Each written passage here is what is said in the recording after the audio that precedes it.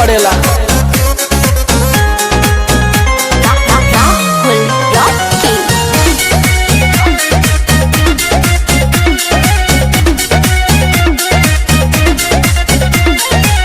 चैती बयरिया मचौले बतबाही, लस लस देह करे आवेला जम्हाई। चैती बयरिया मचौले बतबाही, लस लस देह करे आवेला जमाही। कैसे बताई कैसे जाके दुख अपन राजा हम बखानी, और कैसे जाके दुख अपन राजा हो बखानी।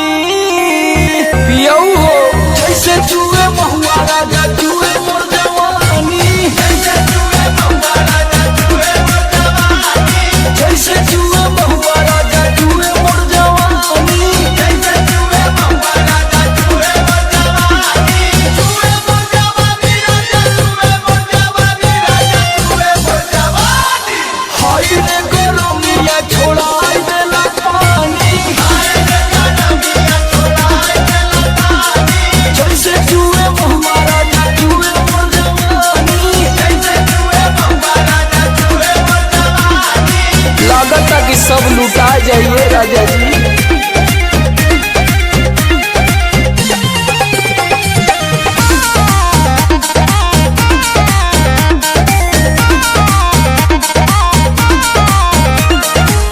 बहरा में राजा करता ड्यूटी, सगरो बिगड़ जाता हमरो नु ब्यूटी।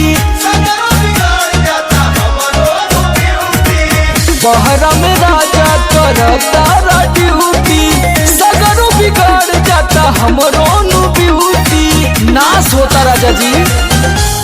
और सुनील समार का बताई परेशानी, और सुनील समार का बताई परेशानी। रउआ बुझाते नहीं खे जैसे जुए महुआ राजा जुए मोर